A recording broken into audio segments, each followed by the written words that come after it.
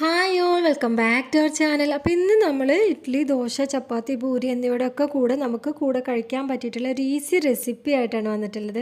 വളരെ എളുപ്പമാണ് കേട്ടോ അത് ഉണ്ടാക്കിയെടുക്കാൻ. 5 മിനിറ്റ് പോലും വേണ്ടത് തയ്യാറാക്കിയെടുക്കാനായിട്ട്.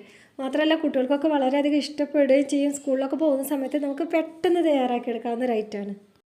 അപ്പോൾ നിങ്ങൾക്കിത് എന്തായാലും ഉപകാരപ്പെടും. നമുക്ക് റെസിപ്പിയിലേക്ക് കിടക്കാം. അതിനുവേണ്ടി ഞാനിവിടെ ഒരു കുക്കർ എടുത്ത് വെച്ചിട്ടുണ്ട്. ഇതിലൊരു 1.5 ഗ്ലാസ് വെള്ളം ഒഴിച്ചു കൊടുത്തിട്ടുണ്ട്.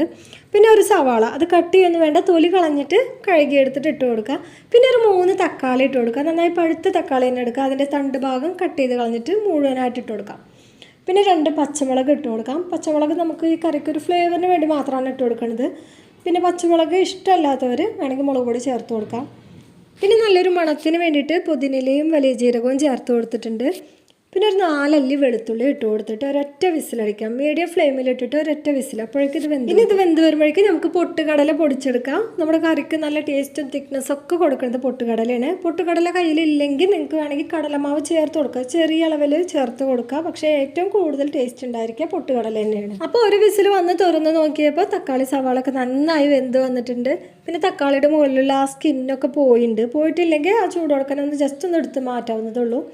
ഇനി ഈ ചൂടൊക്കെ പോയ ശേഷം നമുക്കിതൊന്ന് മിക്സിയിലിട്ടിട്ടൊന്ന് അരച്ചെടുക്കാം. ഇനി ഇതെല്ലാം ഞാൻ മിക്സിയിലേക്ക് മാറ്റാണ്. ഇതിൽ പച്ചമുളക് മാത്രം ചേർക്കുന്നില്ല. പച്ചമുളകൊക്കെ ചേർത്ത് അരച്ചിട്ടുണ്ടെങ്കിൽ നല്ല എരിവായിരിക്കും, കുട്ടികൾക്കൊക്കെ നല്ല ബുദ്ധിമുട്ടായിരിക്കും കഴിക്കാൻ. പിന്നെ ഒരു 1.5 ടീസ്പൂണോളം പുളിങ്ങ പിഴിഞ്ഞെടുത്ത ചാറാണ്, അതൊരു 1.5 ടീസ്പൂണോളം ചേർത്ത് കൊടുക്കും. ഇത് അരച്ചെടുക്കാൻ വേണ്ടിയിട്ട് ഇതെല്ലാം വേവിച്ചെടുത്ത ആ ഒരു വെള്ളം ഉണ്ടല്ലോ, കുക്കറിൽ വേവിച്ചെടുത്ത ആ വെള്ളത്തിൽ നിന്ന് ഒരു 2 ടേബിൾ സ്പൂണോളം ഒഴിച്ചു കൊടുത്തിട്ടൊന്ന് അരച്ചെടുക്കും. അപ്പോൾ ഇത് നന്നായി അരച്ചെടുത്തിട്ടുണ്ട്. ഈ അരപ്പിൻ്റെ അളവ് കൂടുതൽ വേണമെന്നുണ്ടെങ്കിൽ, അല്ല കൂടുതൽ ആളുകളുള്ള വീടുകളാണെങ്കിൽ തക്കാളിയുടെ സവാളയുടെ ഒക്കെ ഒരളവ് കൂട്ടിയെടുത്താൽ മതി. ഒരു പാൻ ചൂടാക്കാൻ വെച്ചിട്ടുണ്ട്. ഇതിലേക്ക് വെളിച്ചെണ്ണയാണ് ഒഴിച്ചു കൊടുക്കുന്നത്. നമ്മൾ കടുകൊക്കെ പൊട്ടിക്കുന്നതിന് വേണ്ടിയിട്ട് എത്രയാണ് ആവശ്യമുള്ളത് അത്രയും ഒഴിച്ചു കൊടുത്താൽ മതി, അധികം ഒന്നും ചേർത്ത് കൊടുക്കണം. ഇതിലേക്ക് 1 ടീസ്പൂണോളം കടുക് ഇട്ട് കൊടുക്കുന്നുണ്ട്. കടുക് ഏകദേശം പൊട്ടി വരുന്ന ആ ഒരു സമയത്ത് 2 തണ്ട് കറിവേപ്പിലയും കൂടി ചേർത്ത് കൊടുക്കാം. പിന്നെ ഇതിലേക്ക് ഒരു 1/4 ടീസ്പൂണോളം മഞ്ഞൾപ്പൊടിയും 1 ടീസ്പൂണോളം മുളക് പൊടിയും ചേർത്ത് കൊടുക്കുക. ഇത് വേവിക്കുന്ന സമയത്ത് പച്ചമുളക് ഇട്ടിട്ടുണ്ടെങ്കിൽ കൂടി അത് നമ്മൾ എടുത്ത് മാറ്റിയതാണ്. വളരെ ലൈറ്റായിട്ടുള്ള ഒരു എരിവ് മാത്രമേ ഉണ്ടായിരിക്കുള്ളൂ. അതുകൊണ്ടാണ് മുളക് പൊടി ചേർത്ത് കൊടുക്കുന്നത്. നിങ്ങൾ ഇഡ്ഡലിക്കൊക്കെയാണ് തയ്യാറാക്കുന്നതെങ്കിൽ ഈ ഒരു സമയത്ത് 1 ടീസ്പൂൺ സാമ്പാർ പൊടിയും 1 നുള്ളു കായപ്പൊടിയും ചേർത്ത് കൊടുത്തിട്ട് ലൂസ് കൺസിസ്റ്റൻസിയിൽ തയ്യാറാക്കിയെടുത്താൽ മതി.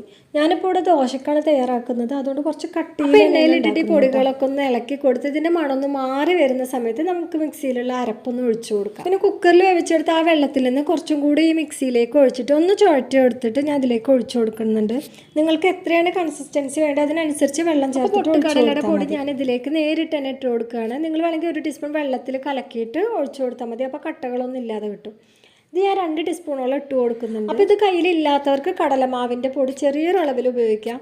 ഞാൻ പ്രിഫർ ചെയ്യുന്നത് പൊട്ടുകടലയുടെ പൊടി തന്നെ. അവസാനമായിട്ട് ഇതിലേക്ക് ആവശ്യത്തിന് ഉപ്പും കൂടി ചേർത്ത് കൊടുത്തിട്ട് ഒന്ന് ഇളക്കി കൊടുക്കാം. പിന്നെ ഇതിൻ്റെ കളർ ഇങ്ങനെ അല്ല കേട്ടോ, ഒരു മഞ്ഞ കളർ പോലെ തോന്നുന്നത് ഈ ലൈറ്റ് കാരണമാണ്. ഇതിൻ്റെ കളർ ഞാൻ ശരിക്കും എടുത്ത് കാണിച്ചു തരുന്നുണ്ട്.